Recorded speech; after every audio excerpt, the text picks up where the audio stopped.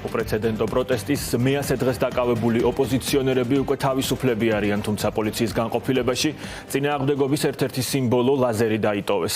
ძლიერი საქართველოს გენერალური მდივანი ირაკლი კუპრაძე და გაერთიანების ახალგაზრდული ფრთის ლიდერები ოთო ფარულავა, ჯუბა ლოლაძე და ბექა ბერიძიშვილი მაშინ აიყვანეს, როდესაც გვიან ღამით რუსთაველიდან სახლებში ბრუნდებოდნენ. ახალგაზრდებს ეგრეთ წოდებულ ლაზერის ბიჭებსაც უწოდებენ, სწორედ ისინი დგანან იმ მოწყობილობის უკან, რომლითაც პარლამენტის შენობას საპროტესტო ფრაზებს და რეჟიმის ტყვეების სახელებს ანათებენ ხოლმე.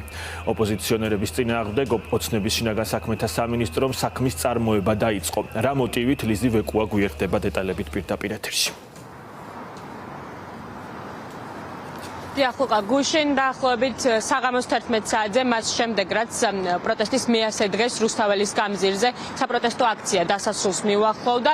ძლიერი საქართველოს ახალგაზრდული ფრთის სამი წარმომადგენელი ოთო ფარულავა, ბექა ბერიძიშვილი და ჯუბა ლოლაძე და ასევე გენერალური მდივანი პარტიის გენერალური მდივანი ირაკლი კუპრაძე ბრუნდებოდნენ სახლებში. ისინი ვარაზის ხევზე სამსაპატრულო პოლიციის ეკიპაჟმა გააჩერა, მოსთხოვეს მათ საბუთების წარმოდგენა და ყველანაირი ახსნა განმარტების გარეშე მალევე გადაიყვანეს ვერის განყოფილებაში მისვლისას ასევე 4-ვე დაკავებულს არ ეძლეოდა, არც ერთ მათგანს არ ეძლეოდა ადვოკატთან დაკავშირების საშუალებაც დაახლოებით 1 საათზე დიდხანს და მხოლოდ მაშინ რის შემდეგაც ისინი მივიდნენ ვაკის განყოფილებაში, ვერის განყოფილებაში გაიგეს რომ ისინი დაპატიმრებული იყვნენ ლაზერის ქონის გამო და რუსთაველის გამზირზე ამ ლაზერის გამოყენების გამო.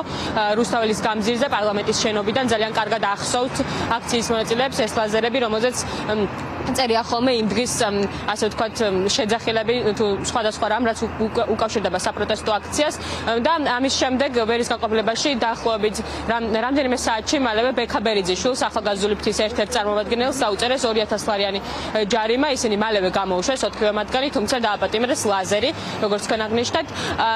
ამ ყველაფერთან დაკავშირებით დღეს გააკეთეს განცხადება ძლიერი საქართველოს ახალგაზრდული ფრთის წარმომადგენლებმა და ისინი ამ ყველაფერს აფასებენ ისე რომ ქართული ოცნება და ოლიგარქი ამით ცდილობს რეჟიმის წინააღმდეგ მებრძოლი მოქალაქეების მუხტის შაქრობას, თუმცა როგორც ისინი ამბობენ, ბიძინა ივანიშვილი და ასევე სხვა ქართული ოცნების წარმომადგენლები ძალიან ბევრჯერ დაინახავენ კიდევ რუსთაველის გამზირზე პარლამენტის შენობაზე ამ ლაზერს და ისინი ამ ბრძოლას არ შეწყვეტენ, მანამ სანამ მათ თავარ მოთხოვნებს არ დააკმაყოფილებენ.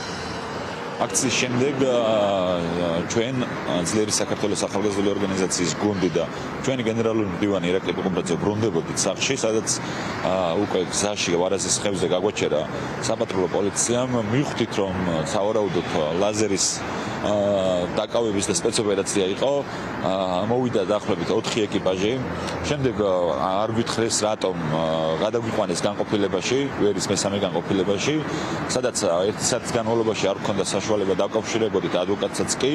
ამის შემდეგ კი ბექა ბერიძიშვილს დაუწერეს 2000 ლარიანი ჯარიმა, ჩვენ სამზე დაიწყეს საქმის წარმოება და ლაზერი დაიტოვეს პატიმრობაში. ჩასაფრებით მოგვიწყეს სპეცოპერაცია, გადაგვიყვანეს განყოფილებაში და განყოფილებაში არ ჰქონდა იმის საშუალება დავკავშირებოდით ადვოკატს ან რომელიმე ჩვენი პარტიის წევრს. როგორც ჩანს, მათ ძალიან აშინებთ ლაზერის ქონა, ძალიან დიდ დისკომფორტს უქმნის მისი გამოყენება. მე ვფიქრობ, აქ არ არის რაიმე კონკრეტულ ლაზერზე არ მივიცე, ეს არის მიზანმიმართული პოლიტიკური დევნა.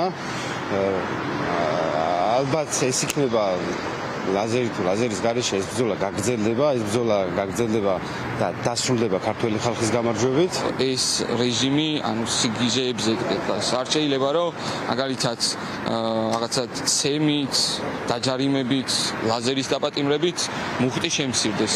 პირიქით ჩვენ ამითი მეტი мотиваცია გვეძლევა, ხვდებით რომ სწორ მხარეს ვართ და ამ ბრძოლას აუცილებლად მივიყვანთ ბოლომდე და მინდა მივმართო ქართული ოცნების წარმომადგენლებს, რომ თუ მათ გონიათ რომ ამ ლაზერის დაპატიმრებით მეორე ლაზერი არ გაჩნდება აქციაზე, ძალიან ცდებიან და უმოკლეს ხანში ამ ლაზერსაც დავაბრუნებთ და მათაც გაუშვებთ თავიანთ სამშობლოში რუსეთში. ჩაინიშნოს ხელახალი არჩევნები და გათავისუფლდნენ რეჟიმის პატიმრები. ეს არის ის ორი მთავარი მოთხოვნა, რომლის გარშემოც ძალიან ბევრი ადამიანი გაერთიანდა და უკვე 100 დღის განმავლობაში ამისთვის დგას რუსთაველის გამზირზე და როგორც უკვე გითხარით, მოქალაქეები არ აპირებენ ბრძოლის გაჩერებას და შეწყვეტას, მანამ სანამ ამ ორ მთავარ მიზანს არ მიაღწევენ. მადლობა ლიზი ვეკუას, რომელიც ფორმულას პირდაპირ ეთერში